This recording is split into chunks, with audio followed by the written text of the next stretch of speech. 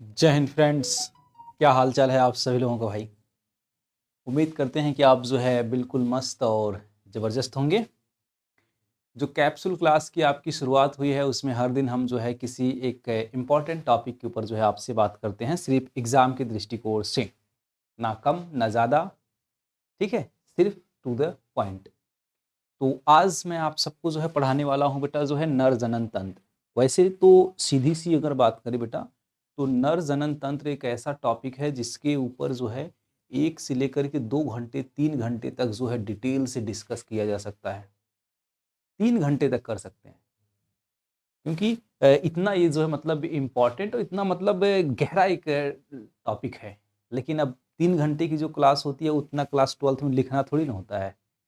तो अभी जो फ़िलहाल में मैं आपको बताने वाला हूँ इस क्लास के अंदर, वो चीज़ें मैं बताऊँगा जो आप कम से कम इतना तो ज़रूर लिखिएगा, जो आपके एग्ज़ाम में अगर ये सवाल दिख जाए तब। जब अगर आपके एग्ज़ाम में ये सवाल दिख गया कि नर जनन तंत्र को नामांकित चित्र बना कर के समझाइए, तो कम से कम बेटा जो है जितना मैं आपको बताने वाला हूँ, इतना तो आपको लिखना ही है और बहुत ही इम्पोर्टेंट सवाल है ये। ठीक है? चलिए, तो हमारी टॉपिक क्या है?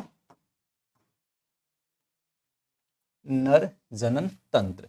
ये आप देख सकते हैं चित्र। चित्र बनाने के ऊपर जो है प्रैक्टिस कर लीजिएगा, क्योंकि ये जो है चित्र से संबंधित ही सवाल आता है। तो पहला चीज़, चित्र बनाने आपको आना चाहिए।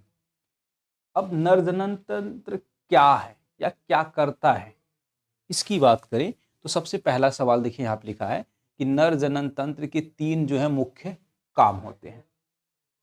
जो है नर जनन तंत्र के जो है 3 मुख्य काम क्या क्या है, जैसे शुक्राणु बनाना इसका मुख्य कार्य है, नर हार्मोन्स को बनाना, और जो है शुक्राणु को महिला के शरीर तक जो है पहुंचाना इसका कार्य है। ये 3 मुख्य उद्देश्य है इसका, नर जनन तंत्र का। ये बात भी हमने समझ लिया कि ऐसा जो है होता है। अब इसके अंदर जो है बहुत सारे अंग आते हैं। मुख्य अंग की बात करें, सबसे इंपॉर्टेंट, सबसे पहले नंबर पे हमने रखा, क्या है बेटा? वृषण, टेस्टिस। टेस्टिस जो है हमारे नर जनन तंत्र का जो है सबसे मुख्य अंग होता है। ये जो है क्या करता है, देखिए इसके बारे में कुछ बातें लिखी है। इसकी संख्या जो है 2 होती है और स्थान अंडकोश के अंदर होता है, इसे स्क्रोटम कहते हैं, जिसका तापमान शरीर की तुलना में 2.5 डिग्री सेल्सियस जो है कम भी होता है। कम क्यों होता है? क्योंकि शुक्राणु के निर्माण के लिए जो है कम होना जरूरी होता है। दूसरी चीज़ ये बात करें बेटा, आकार। तो आकार कैसा होता है?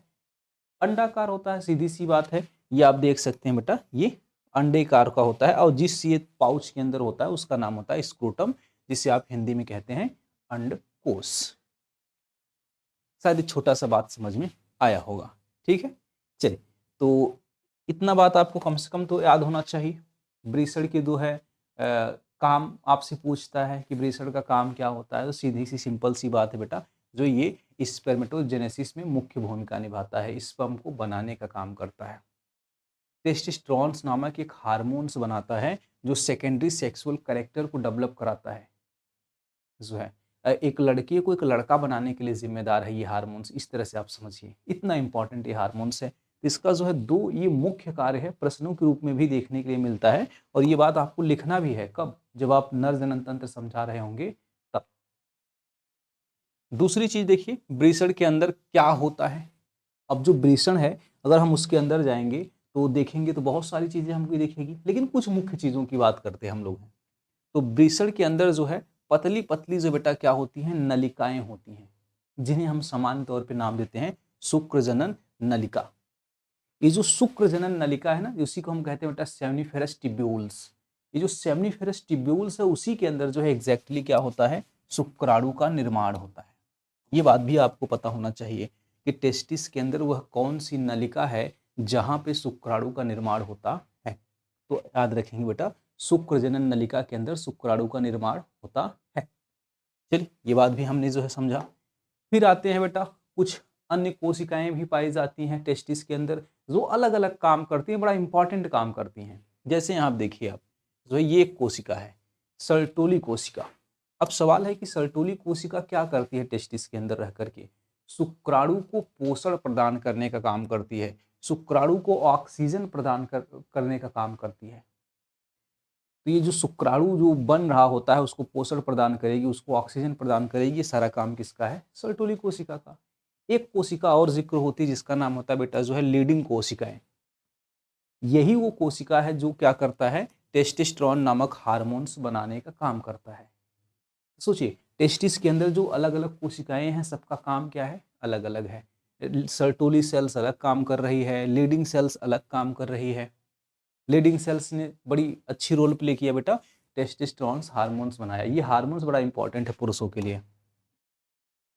परीक्षा में कौन कौन से पॉइंट जो है पूछ लेता है बेटा? तो लीडिंग कोशिकाएं क्या करती हैं? हार्मोन का निर्माण करती है। सर्टोली कोशिकाएं बेटा पोषण के लिए जो है जिम्मेदार होती हैं। ये मुख्य बातें जो है आपको पता होना चाहिए कम से कम में। देखिए, कहने के लिए, जानने के लिए तो बहुत सारी चीजें हैं, लेकिन जो मैं बता रहा हूं ये कम से कम में है। इससे कम नहीं होना चाहिए आपके पास इंफॉर्मेशन, इतना तो होना ही चाहिए। ठीक है। अंडकोश की बात करें, स्क्रोटम तापमान नियंत्रण का काम करता है। जो पुरुषों का स्क्रोटम होता है ना, ये एटमॉस्फेरिक टेम्परेचर के अकॉर्डिंग जो है मतलब टेम्परेचर को बैलेंस करने का काम करता है। इसके अंदर बेटा जो है सिकुड़ने की क्षमता होती है, फैलने की क्षमता होती है। अगर एटमॉस्फेरिक टेम्परेचर कम है तो ये सिकुड़ जाता है, बॉडी सट जाएगा। अगर एटमॉस्फेरिक टेम्परेचर ज़्यादा है तो ये फैल जाता है। तो इस तरह से जो है काम करता है। देखिए, ये त्वचा की थैली होता है, वृषण को बाहर लटका करके रखने का काम करता है और वृषण के तापमान को भी कम रखने का काम करता है। कितना कम रखेगा? 2 डिग्री सेल्सियस से 3 डिग्री सेल्सियस मान लीजिए। अधिकतम जगह पे देखने के लिए मिलता है 2.5 डिग्री सेल्सियस। ठीक, चलिए ये देखा, ये जो आपको दिखाई देना चमड़े की थैली बेटा, इसे क्या कहते हैं? स्क्रोटम कहते हैं। इसी को वृषण कोश भी कहते हैं। ठीक है। अब देखिए, कार्य क्या है वृषण कोश का? तापमान शरीर से जो है 2.5 डिग्री सेल्सियस कम रखना, इसका मुख्य काम है। दूसरा, यही तापमान शुक्राणु बनाने के लिए जो है सही भी है। सोचिए, कम रखा जा रहा है। क्यों कम रखा जा रहा है? क्योंकि शुक्राणु बनेगा उसी कम तापमान पे, 37 डिग्री सेल्सियस पे शुक्राणु का निर्माण सही से नहीं होगा। ये बड़ी इंपॉर्टेंट चीज है। ठीक है। तो आप समझ सकते हैं कि जो अंडकोश होता है ये पूरी तरह से प्राकृतिक एसी की तरह काम कर रहा है। सोचिए, ऐसे भी हम समझ सकते हैं कि टेम्परेचर को बैलेंस करने का जो है काम कर रहा है, कि टेस्टिस का तापमान जो है सही से रहे, ज़्यादा ना हो, कम हो, ना ज़्यादा ज़्यादा हो। अब दूसरी चीज देखिए, एपिडिडाइमिस शुक्राणु परिपक्वता स्थल। अब इपिडिडाइमिस क्या है? जैसे समझिए ध्यान से, ये आपको दिखाई दे रहा है बेटा वृषण। ठीक है, ये वृषण है। वृषण के ऊपर यहाँ पे एक ऐसी थैली जैसी दिखाई दे रही संरचना। ठीक है, ये जो आपको दिखाई दे रहा है ना, ये क्या है? इसी का नाम जो है इपिडिडाइमिस है। इसको जो है हिंदी में क्या बोलते हैं, साला आ ही नहीं रहा है। ठीक है, तो इपिडिडाइमिस इसको बोलते हैं। और यहाँ पे दरअसल एग्जैक्टली होता क्या है? शुक्राणु परिपक्व होता है, मैच्योर होता है। तो इस वाली नली में जो है क्या होता है? शुक्राणु बेटा जो है मैच्योर होता है। ये काफी लंबी होती है, लगभग 6 मीटर तक होती है। ठीक है, तो एकदम बारीक बारीक आपस में मिला रहता है। उसके बाद देखिए, वृषण के पीछे लगी मुड़ी हुई, लंबी मुड़ी हुई नलिका है, ऐसे यहाँ पे। ठीक है, लंबी बेटा था। ठीक है, लंबी मुड़ी हुई जो है नलिका होती है वृषण के ऊपर। चलो भैया, अधिवृषण कहते हैं इसको, हिंदी में याद आ गया। काम क्या है इसका? अधिवृषण का काम क्या है? तो ध्यान से देखिएगा, शुक्राणु को संग्रहित करना, उन्हें चलने योग्य बनाना। और परीक्षा में क्या पूछेगा? शुक्राणु कहाँ परिपक्व होते हैं, इपिडिडाइमिस क्या है, ऐसे करके सवाल भी आपसे पूछ लिया जाता है। अब यहाँ पे दूसरा एक टॉपिक आता है बेटा, जिसे कहते हैं शुक्रवाहिनी। यहाँ से देखिए, वृषण जहाँ पे अधिवृषण बेटा खत्म हुआ, वहां से चालू होता है क्या चीज जो है? ये शुक्रवाहिनी। ठीक है, शुक्रवाहिनी शुरू होती है और आके यूरेथ्रा तक यहाँ खत्म हो जाती है। तो ये शुक्रवाहिनी है जो क्या करता है बेटा? ये जो है परिवहन नलिका है। क्या है? परिवहन नलिका है। इसी शुक्रवाहिनी के जरिए जो है क्या होता है? शुक्राणु बेटा जो है आगे बढ़ता है। क्या होता है? आगे बढ़ता है और फिर जो है स्खलन प्रक्रिया के जरिए जो है बाहर निकलता है। इसी अंडवाहिनी सॉरी शुक्रवाहिनी को काट करके नसबंदी किया जाता है। ये लंबी मोटी नली होती है जिसके अंदर से क्या होता है? शुक्राणु आगे बढ़ता है। चलिए ये बात भी समझ में आ गया। काम देखो, शुक्राणुओं को आगे लेकर के जाना स्खलन के समय सिकुड़ कर काम करती है। ठीक है, समझ में आ गया। चलो भैया, अब पुरुष के शरीर के अंदर ना देखिए सहायक ग्रंथि भी है, सहायक जनन ग्रंथियां भी पाई जाती हैं, और ये तीन होती हैं, और तीनों मिल करके क्या करती हैं बेटा, जो है वीर्य का निर्माण करती हैं। तो यहाँ पे देखिए ध्यान से, ये ग्रंथि जो है वीर्य के तरल पदार्थ का जो है निर्माण, मतलब जो सीधे समझिए कि वीर्य का निर्माण करती हैं। कौन भैया, सहायक जनन ग्रंथि। नंबर 1 पे देखिए जगह लिखा है सेमाइनल वेसिकल बेटा, ये लगभग अकेले जो है 60 से 70% वीर्य का निर्माण करती है। ठीक है, इसके अंदर जो है फ्रक्टोज होता है जो ऊर्जा देने का काम करता है बेटा शुक्राणु के लिए। तो ये एक ग्रंथि है। दूसरा, परीक्षा में देखिए क्या पूछेगा आपसे, सबसे अधिक वीर्य कौन बनाता है, वीर्य पुटिका क्या है, ऐसा सवाल आपसे पूछ लेगा। जो है दूसरी ग्रंथि है जिसका नाम है बेटा प्रोस्टेट ग्रंथि। ठीक है, तरल को जो है क्षारी बनाता है, क्या करेगा, जो है क्षारी बनाने का काम करता है, जिसे जो लिक्विड है, जो सीमेन है, उसको क्या करेगा, क्षारी बनाने का काम करेगा। और शुक्राणु की गति जो है बढ़ाता है, शुक्राणु की गति क्या करेगा, बढ़ाएगा। मतलब देखिए जो क्षारी वीर्य इक्वल जो है शुक्राणु की जो है शुक्राणु सुरक्षित, तो क्षारीय अम्लीय नहीं होना चाहिए। तो क्षारीयपन के लिए जिम्मेदार कौन है, प्रोस्टेट ग्रंथि है। चलिए ये बात समझ में आए। एक और ग्रंथि होती है बेटा जिसको हम लोग कहते हैं काउपर ग्रंथि, नली को चिकना बनाती है। किस नली को भैया, जो है जब पेनिस के जरिए, जब यूरेथ्रा के जरिए जब सीमेन बाहर निकलने वाला रहता है, तो उसके पहले बेटा जो है काउपर्स ग्लैंड क्या करती है, एक लिक्विड रिलीज करती है, जिससे पूरी नली को क्या करती है, चिकना बनाने का काम करती है। और मूत्र की जो है अम्लता को खत्म करने का काम करती है। जैसे यूरेथ्रा दरअसल अम्लीय होता है, क्यों, क्योंकि हमारा जो मूत्र होता है वो अम्लीय होता है, और हर समय मूत्र पास होता है, और हर समय सीमेन तो पास होता नहीं है। तो जब सीमेन पास करना रहता है, जब सीमेन रिलीज होने वाला रहता है, तब उसके पहले बेटा जो है काउपर ग्लैंड क्या करती है, एक लिक्विड रिलीज करके पूरे यूरेथ्रा को क्लीन करने का काम करती है। तो ये भी होता है। अब वीर एक टॉपिक होता है बेटा, वीर सीमन, इसमें क्या होता है, शुक्राणु होता है और प्लस जो है ग्रंथि का तरल, जो आपका जो कहते हैं ये तीनों ग्रंथि है ना, काउपर्स ग्लैंड हो गई, इसके बाद जो है आपका प्रोस्टेट ग्लैंड हो गया, सेमाइनल वेसिकल्स हो गई, ये तीनों ग्लैंड से जो लिक्विड रिलीज होता है उसको हमने क्या नाम दे दिया, जो ग्रंथि का तरल, और प्लस उसके अंदर मिला दीजिए शुक्राणु, तो क्या बन गया, वीर्य। ठीक है, रंग कैसा होता है, दुधिया होता है। प्राकृतिक तौर से अगर देखें कि कैसा नेचर है, तो क्षारीय होता है। वीर्य का जो है टेस्ट कैसा होता है बेटा, क्षारीय होता है। अब लास्ट में आता है पेनिस।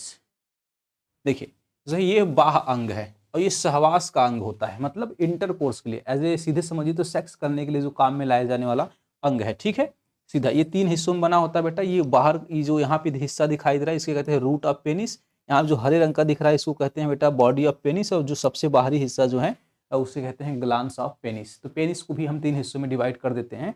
तो ये बात भी समझ में आ गया। और वीर्य को बाहर निकालने के लिए हेल्प करता है, प्लस आप कह सकते हैं कि वीर्य को जो है महिला के वेजाइनल ट्रैक्ट के अंदर जो है पहुंचाने के लिए भी ये जिम्मेदार होता है। चलो भैया, चलो यहाँ तक समझ में आ गया। अब देखिए शुक्राणु का जो है पूरा रास्ता अगर हमको समझना है एकदम एक लाइन में, तो कैसे समझ सकते हैं। बना कहाँ पे, सेमाइनल जो है सेमनीफेरस ट्यूब्यूल्स में बना, एपिडिडाइमिस से होते हुए, वास डिफरेंस से होते हुए, इजैकुलेटरी डक्ट से होते हुए कहाँ पहुंच गया बेटा, यूरेथ्रा, यूरेथ्रा से पेनिस, पेनिस से फिर जो है ओपनिंग ऑफ यूरेथ्रा में ओपन हो जाता है। ठीक है, चलो भाई, तो यहाँ तक बात हमने जो है समझा दिया। कुछ चीज़ें और आपको याद रखना है टेस्टोस्टेरोन हार्मोन्स के बारे में।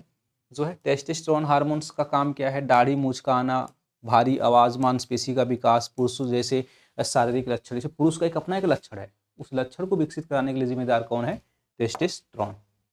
अब 5 नंबर वाले पक्के प्रश्न हो जाए, ये 5 नंबर में दरअसल पूछता ही है।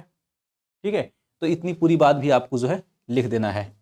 शायद आपको मेरी बात जो है समझ में आई होगी। देखिए अब ये जो क्लास है, मैं इसको चाहता तो बेटा जो है 1 घंटे में पढ़ाता बहुत डिटेल से, लेकिन यहाँ पे वो चीज़ें नहीं करनी है। यहाँ पे अब वो क्या करना है कि सीधा टू द पॉइंट बात करिए, बगैर इधर उधर की बात किए और बगैर जरूरत से ज़्यादा इन्फॉर्मेशन के, सीधा मेन मुद्दे की बात। तो सीधा मेन मुद्दे की बात हमने जो आपसे कर लिया है। कम से कम अगर कुछ नहीं आता तो इस टॉपिक में इतना तो आना चाहिए जितना हमने आपको बताया है। चलिए मिलते हैं अब नेक्स्ट क्लास के अंदर, इसकी आगे बात करेंगे। ठीक है, तब तक के लिए जय हिंद।